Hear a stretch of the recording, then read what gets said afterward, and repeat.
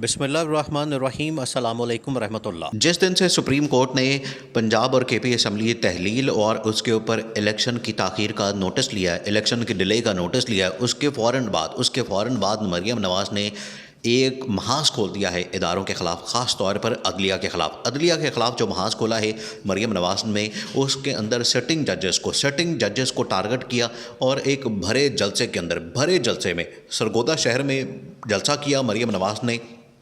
उस जलसे के अंदर मरीम नवाज़ ने क्या किया कि जजेस की तस्वीरें चलाना शुरू कर दी। देखिए, असल में इनका जो जिस एजेंडे के तहत भेजा गया था मरीम नवाज़ को, नवाज़ शरीफ ने जिस एजेंडे के तहत भेजा था मरीम नवाज़ को पाकिस्तान जाओ और पाकिस्तान जाके पार्टी की कमान संभालो, लेकिन साथ ही बड़ा अहम तरीन एजेंडा दिया गया था। वो एजेंडा ये था कि आपने जाके एंटी इस्टेब्लिशमेंट बयानिया बनाना है, नैरेटिव बनाना है। ये वो वाला नैरेटिव जो कि इमरान खान ने चोरी किया। ये नवाज शरीफ के अल्फाज थे कि जो इमरान खान ने बयानिया चोरी किया है, असल में वो नून लीग का बयानिया है, असल में वो नून लीग का नैरेटिव है, लेकिन इसके बावजूद इन लोगों ने हमारा बयानिया उठा लिया। अब मरीम नवाज़ को इसलिए भेजा गया कि आपने जाके एंटी इस्टेब्लिशमेंट बयानिया बनाना है। लेकिन मरीम नवाज़ जब यहाँ पर लैंड करती है, उसके बाद यहाँ पर पूरा एक मामला चलता है, तो यहाँ पर एक डील होती है। देखिए, अब आपने इस मामले को समझना है कि मरीम नवाज़ ने अचानक से यू टर्न क्यों लिया। मरीम नवाज़ ने एकदम जर्नलों से हट के जजेस के ऊपर हमला क्यों शुरू कर दिया, अदलिया के ऊपर क्यों हमला शुरू कर दिया, ये अब आपने मामले को समझना है। जैसे ही पाकिस्तान के अंदर लैंड करती है मरीम नवाज़, तो यहाँ पर आके उसको अंदाज़ा होता है कि यहाँ तो हालात बिल्कुल और हैं, यहाँ पर मामलात बिल्कुल और हैं।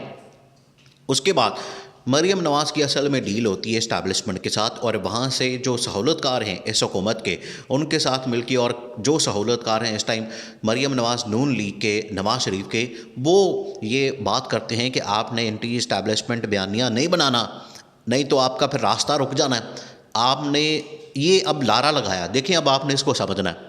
जिस तरीके से बिलावल भुट्टो को लारा लगाया गया, आसिफ जरदारी को एक लारा लगाया गया, एक लॉलीपॉप दिया गया कि आपको तो देखें, आप तो अगले इंतखाबात के अंदर, अगले इलेक्शन के अंदर आपको वज़ारत उज़्मा दे देंगे, आपको तो वज़ारत उज़्मा मिल जाएगी, आप वज़ीर आज़म बन जाएंगे। लेकिन आपने एक काम करना है कि आपने एंटी इस्टेब्लिशमेंट नहीं चलना। एंटी इस्टेब्लिशमेंट जो भी होगा आपने उसको रगड़ा लगाना है। तो आसिफ जरदारी, बिलावल भुट्टो उसके ऊपर तकरीबन 6 महीने साल से काम कर रहे हैं। सेम लॉलीपॉप दिया गया है अब नून लीग को और मरीम नवाज़ को। इसी वजह से मरीम नवाज़, जो एक टाइम पे नून लीग नवाज शरीफ, एक टाइम पे जो sitting army chief general Bajwa और सिटिंग DG ISI जनरल फैज़ हमीद को जो टारगेट करते थे, आज उनका टारगेट वो वाले जर्नल नहीं है। अब तो खैर बाजवा तो रिटायर हो गया, जनरल बाजवा तो रिटायर हो गया। रिटायर होने के बाद अब उसके ऊपर तनकीद, अब हर कोई तनकीद कर रहा है, लेकिन मरीम नवाज़ और नवाज शरीफ तनकीद नहीं कर रहे। अब तो इनके पास ज़्यादा मौका है, लेकिन नहीं कर रहे। क्यों? क्योंकि इनको अंदर से सहूलतकारों ने बता दिया है कि आपने इस्टेब्लिशमेंट और आपने रिटायर जर्नलों के ऊपर भी कोई बात नहीं करनी। अब ये उसके ऊपर मान गए हैं। अब ये जो लॉलीपॉप दिया गया है मरीम नवाज़ को वज़ीर आज़म बनने का, उसके ऊपर ये भी चल पड़ी है। अब इनको बाद में एहसास होना है इस बात का।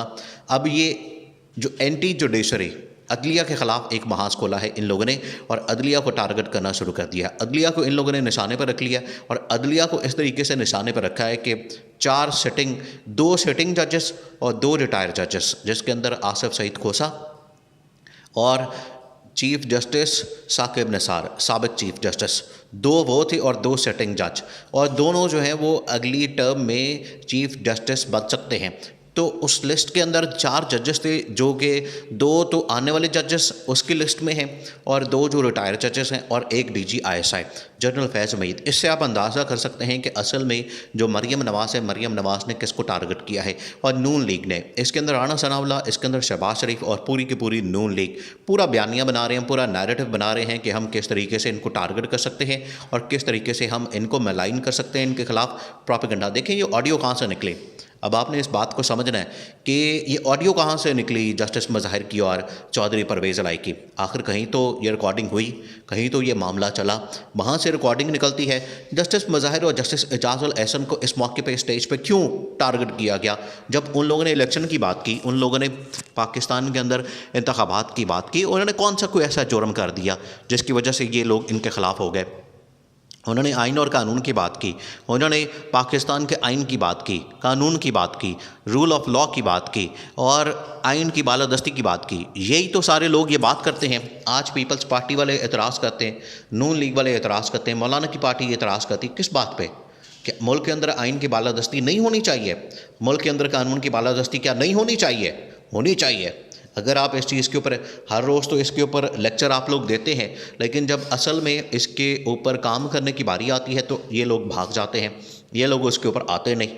तो अब मरीम नवाज़ ने और नून लीग ने जिस तरीके से टारगेट किया उसके ऊपर नोटिस लिया गया।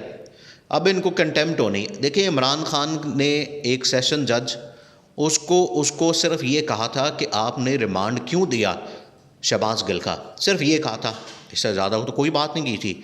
इस तरह से तो नहीं कहा था कि ये बेंच फिक्सिंग हो रही है, ये साजिश हो रही है या उसके ख़िलाफ़ कैंपेन की हो, प्रोपेगेंडा किया हो, ऐसा तो कुछ भी नहीं था। मरीम नवाज़ ने खुलेआम उन जजेस की तस्वीरें लगाईं, खुलेआम उनको टारगेट किया, उनको निशाना बनाया और उनके ख़िलाफ़ बाकायदा कैंपेन सोशल मीडिया के ऊपर, ट्विटर के ऊपर, फेसबुक के ऊपर बाकायदा कैंपेन चल रही है। और वो कैंपेन सिर्फ इस मकसद के लिए है कि इन्होंने इलेक्शन की बात क्यों की, इलेक्शन और आइन की, कानून की बात क्यों की, ये इनके लिए मसला बना हुआ है, ये इनके लिए प्रॉब्लम बनी हुई है। और इसी प्रॉब्लम को अब इन लोगों ने दूर करना है, इसी प्रॉब्लम को अब इन लोगों ने, ये जो इस टाइम रुकावट बनी हुई है। देखें, इस टाइम सुप्रीम कोर्ट तो इस बात के ऊपर डटी हुई है कि हमने हर हाल में इलेक्शन करवाने हैं और इलेक्शन कमिश्नर को इस बारे में आगाह कर दिया, क्या बता दिया क्या कि अब आपने इससे भागना नहीं और सारा का सारा मामला, सारी की सारी जिम्मेदारी, बॉल आपकी कोर्ट में है, अब आपने इलेक्शन करवाने हैं। अगर आप इससे इलेक्शन से भागेंगे, अब दो चीज़ें हैं, एक तो कंटेम्प्ट का नोटिस जाना है मरीम नवाज़ को, और मरीम नवाज़ अब इसकी आड़ में मरीम नवाज़ इस रडार पे आने वाली है। दूसरा जो नोटिस जाना है वो है इलेक्शन कमीशन को, चीफ इलेक्शन कमिश्नर को तो वैसे तो कह दिया, वैसे तो उसको नोटिस मिल गया, उसको बता दिया गया कि आपने ये यहाँ से ये जो रुकावट डाली हुई है, आपने इलेक्शन को डिले किया जा रहा है। अगर इस यहाँ से मज़ीद डिले होगा उसके बाद आपके ख़िलाफ़ भी कार्रवाई होनी है, दो कार्रवाइयाँ होनी हैं। जो चीफ इलेक्शन कमिश्नर है, मरीम नवाज़ के ऊपर तो कंटेम्प्ट ऑफ कोर्ट होनी है, लेकिन चीफ इलेक्शन कमिश्नर के ख़िलाफ़ दो कार्रवाइयाँ होनी, एक आर्टिकल 6 की, क्योंकि आइन की खिलाफवर्जी, आइन से रूगर्दानी और आइन से भागने की, एक तो ये कार्रवाई, और दूसरी कार्रवाई यही होनी है कि उसके ऊपर जो आइन और कानून की खिलाफवर्जी और इलेक्शन ना करवाना और सुप्रीम कोर्ट के अंदर भाग जाना, पेश ना होना, पेशी के लिए उसको बुलाया गया लेकिन वो पेश ना हुआ, उसके ऊपर कंटेम्प्ट ऑफ कोर्ट। तो ये दो केसेस हैं जो चीफ इलेक्शन कमिश्नर के ऊपर होने हैं। अब ये दोनों बुरी तरह से पास गए हैं और इमरान खान के लिए विन विन सिचुएशन है। अब इलेक्शन जो हुआ है राजनपुर के अंदर, उसने बता दिया है कि इमरान खान को कोई खौफ नहीं, इमरान खान को कोई डर नहीं, इलेक्शन आज हों कल हों, इमरान खान और पूरी PTI हर वक्त तैयार है।